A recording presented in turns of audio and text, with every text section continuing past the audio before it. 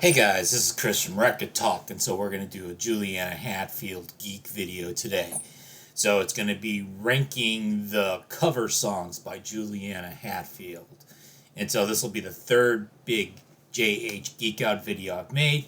The very first video I ever made 2.5 years ago was ranking Juliana Hatfield's albums. That was actually made before Blood, and her newest album, which inspired today, Juliana Hatfield Sings ELO, had come out.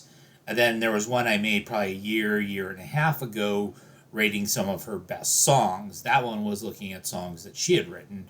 Today is looking at her as an interpreter, songs that other people have done. So, as a lot of people are aware, over the past 5 years, she's put out a series of 3 cover albums. She's been putting out her own original albums as well. But the one that just came out officially on November 17th, 2023, Juliana Hatfield Sings ELO. And then in 2019, Juliana Hatfield Sings The Police. And Juliana Hatfield Sings Olivia Newton-John. And what a lot of people don't know, in fact, some of the people in interviewer don't know, was that back in 2012, there was the Juliana Hatfield self-titled, I'll call it the Pink album. This was covers as well, which it came out on her own Ye Old Records label, so this one is super rare. All the Juliana Hatfield Sings are all on American Laundromat and are much more readily available. This one was not themed to a particular artist. This has a variety of artists on it. And then for Record Store Day, Black Friday last year, 2022, there was a single, So A Lot of Love, originally by Neil Young, most commonly known as the Nicolette Larson song. And then the flip side was by another artist named Emma Swift. So I geeked out about that last year. And then she's had cover songs that have been mixed upon some of her other albums throughout her career as well. So the first thing that I'm going to get into is just talking a little bit about Juliana Hatfield's Sings Electric Light Orchestra, ELO. So you could see all 3 of these albums, artwork by Nicole English at Day Camp, and it's always a silhouette of Juliana Hatfield somehow incorporating the artist that she's covering. So this one, of course, you've got the reflection in Jeff Lynne's famous aviator glasses. And so when she came out with Olivia Newton-John, I was never an Olivia Newton-John fan. I was a big Police fan. This one, I'm probably more in the middle of the road in that I own a couple ELO albums, but I don't own them all like I owned all the Police albums. But a lot of people, she's gotten very good reviews for this album so far by most, and I would definitely agree with that. Obviously they're a lot more stripped down than what you're going to see, because of course Jeff Lynne, I mean, he had an orchestra, he had a string section, he had a band, very meticulously produced. And the ELO album, so her parts, so she does all the vocals, all the guitars, all the keyboards, some of the percussion, all recorded at home with her laptop. The bass was provided by Ed Velasquez, and the drums by Chris Anzalone, recorded at their own locations and everything put together. So no strings at all. So that's what we've got going on there. And so what I'm going to do is I'm going to talk about kind of my favorite covers from throughout her career that have been on an official album. I'm going to limit it to 1 song per artist, so you're going to get 1 ELO, 1 Police, and some other people she's done along the way. There's some stuff also. I'm going to have a bonus list of stuff that has never actually been officially released on an album or single, but things that you can find, at least some of them you can still find on YouTube. And then at the very end, I'm going to have some bottoms as well. There's some of the things that she's covered, which I think are a bit of a miss. And so let's go into the official list. So I'm going to rank a top 10 here. So my number 10 is going to come from this 1999 tribute compilation, Return of the Grievous Angel, a tribute to Graham Parsons. And so This was the song $1,000 Wedding. So Evan Dando and Juliana Hatfield. So apparently the story here was that Evan was a huge Graham Parsons fan, had been asked to be part of this tribute. Although a lot of people did their songs with Emmylou Harris, Evan chose to ask Juliana to do it. Apparently the story is Juliana doesn't even really like Graham Parsons material very much, but kind of did it as a favor to Evan. I kind of like them as your 1990s bubblegum version of Graham and Emmylou. Number 9 is going to come from the Juliana Hatfield Pink album. We'll have a couple coming off of here. This album actually exists in vinyl. It was super rare, part of the Pledge Music program, and I wasn't smart enough to get it on vinyl at the time. If it ever comes up for sale, it's going to be in 3 figures. So number 1, Cells, a Teenage Fan Club song. And so this one's a mix. Some of it stuff like Teenage Fan Clubs from people that would be her peers. And then there's some more classic rock-based stuff as well, like by The Who and Led Zeppelin and Creedence Clearwater Revival and those sorts of groups. So that's my number 9.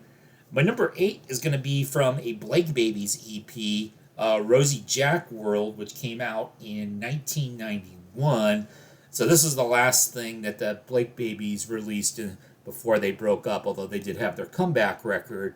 There are actually 2 covers on this EP, Severed Lips by Dinosaur Jr., but the one I'm picking, there was actually an MTV video for it called Temptation Eyes, which was a grassroots song, and so it's a wacky video if you can find it on YouTube. And so there's my number 8. My number 7, we're going to go back to the Pink album, and we're going to pick song number 2, Learn to Fly. So that's by the Foo Fighters, of course. And so she really strips it down into a mostly electronic song, but and it's not even particularly, that's at the era of the Foo Fighters where I was kind of losing contact with them, but I was into that. My number 6 is going to be my favorite from the Juliana Hatfield Sings ELO album, and it's going to be Telephone Line, which is the first track on side 2 if you have the vinyl version. And so kind of a song about loneliness and despair. So of course that means that Juliana Hatfield's going to be really good at it, and I think this what I think is the strongest track off of her cover album. It's probably one of Jeff Lynne's best songs that he ever wrote. Number 5 is going to be the Juliana Hatfield Lotta Love. So she doesn't do it like Nicolette Larson. She has a lot of wacky electric guitar that she puts in there, and so I always like it when Juliana does that. So, of course, you've got the girlish voice, so it's not going to sound like Neil Young singing, but it's not got that late 70s studio musician vibe going on either. My number 4 is going to be my favorite from the Juliana Hatfield Sings Olivia Newton-John collection, which will be the song A Little More Love. There was a real cool video shot in Brooklyn about it as well. Although, like Magic and Physical and Xanadu are pretty cool as well. Juliana puts a really wacky guitar solo in Physical.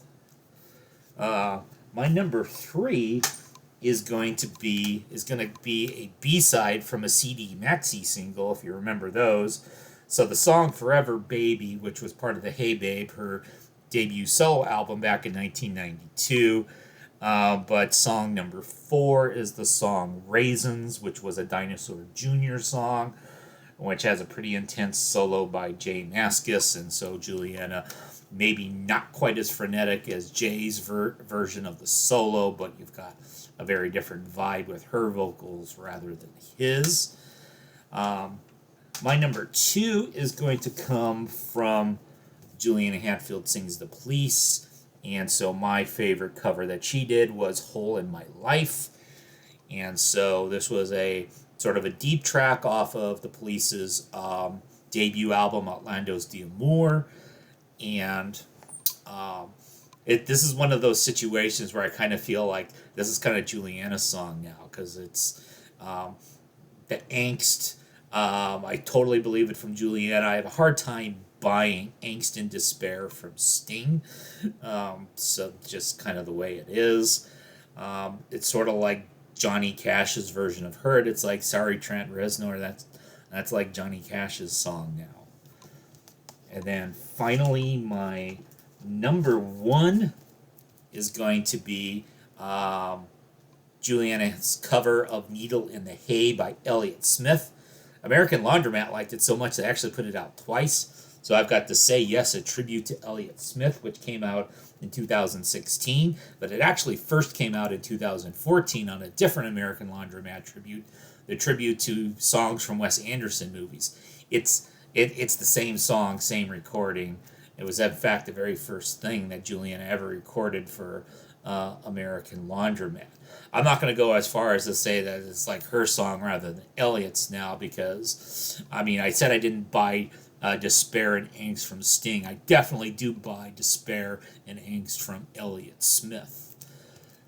So that's my top 10 songs from of official singles or albums. I've got a top 5 of stuff that either only came from live performances.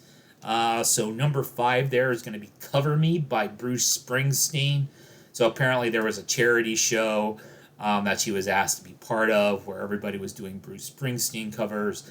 And she picked that because she said she didn't really know the deep tracks from his catalog. A lot of the other people who were probably bigger Bruce fans wanted to do deep cuts, and so she picked one of the sort of radio hits, Cover Me. Number 4, Skulls by the Misfits. This is something she performed when she was doing the YouTube live stream concerts during the pandemic. And of course, everybody has to prove that they're cool by doing covers of Skulls by the Misfits. Number 3 is the song Blue by the Jayhawks. And so this came from, I've seen it on YouTube. There was a 1995, probably one of her more famous live performances ever, from the Only Everything tour in her hometown, Boston. It was the part of the tour where Jeff Buckley was opening for her. And so basically, this is the encore. They did Blue, and then they did You Blues, which was one of her songs off of Only Everything. And then at the very end, Jeff Buckley comes out and like pushes over the drummer's kid and stage dives, and he gets his wallet stolen while he's crowd surfing. So kind of a wild little story there. My number 2 used to be on YouTube. I looked for it a couple days ago and I couldn't find it, so I think it might be gone. But she did a cover of Bizarre Love Triangle by New Order that I thought was really cool. Lots of other people have had cool takes on New Order songs as well, where they do it in much less of an electronic way. There was like that group of musicians who used like 1930s style technology to do a New Order cover. And if I could ever find that one again, I'd like, if you can find it on YouTube, let me know. But my number 1, and this actually came out on a Juliana Hatfield bootleg live show that was sold on CD. It's one of those things you can't sell on Discogs, and I don't actually have it, is the Leslie Gore song, You Don't Own Me. And that seemed like a song very much written for like a young Juliana Hatfield to sing.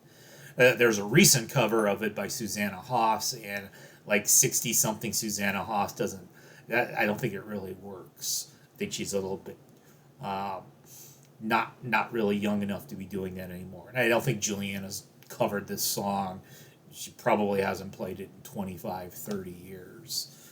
And then finally, I got to get into a couple of her misses from along the way, a couple of the bottoms. And so, from the newest album, Juliana Hatfield Sings ELO, I was kind of going in thinking I wasn't going to like Ordinary Dream, the last song. I'd never heard of that song. It apparently came from a 2001. It was a deep track off a 2001 ELO album that nobody besides ELO completists knows. I listened to the ELO version before this came out, and I didn't really like it. I think her version's a little bit better, but I just don't like the song apparently as much as Juliana does. And Strange Magic, I remember when this album came out, I didn't get my vinyl copy until a couple days later, so I was streaming it in my car, and Strange Magic came on, and I was kind of disappointed the first time I heard it. It felt like of all the songs, this is the one where the lack of a string quartet, the lack of the big bombast hurt her the most. The sort of the bedroom Juliana Hatfield orchestra on the Strange Magic. Though subsequent listenings, I don't think I'm as much against it. Let me talk about a couple more that I still don't like that I think were misses by her. So of course I raved about Hole in My Life. The song that if I remember right, appeared right before it on the Outlandos D'Amour album was Roxanne, which of course is one of Police's most famous songs, one of my favorite Police songs. She slows it down, she takes the sort of white boy reggae out, and it kind of becomes a miss for me because she does that. I really don't like her version of Roxanne. I've heard other people who really do like her version of Roxanne, so that's a personal thing. And then finally, probably my least favorite Juliana Hatfield cover ever, my total bottom. I don't actually have it. It's on a rare EP by Blake Babies called Epilogue, which came out in 2001, so it was part of when they did their reunion album. So there were actually 3 covers on there. There was a Fleetwood Mac and an MC5, which are okay, but her version, the Blake Babies version of I Want to Be Sedated by the Ramones is another one where they slow it down and de-punkify it, and well, sorry, that one should be left to the Ramones, or if you're going to cover the Ramones, you should sound like the Ramones. That one I think is just pretty awful, and I don't like it at all. But obviously I like most of her covers. I think she tends to have good taste on what she picks and is enough of a technician, knows enough about music theory, and has enough skill to really pull this sort of stuff off. So that's the end of this year's version of Geeking Out on Juliana Hatfield. We'll see what I come up with for sometime next year.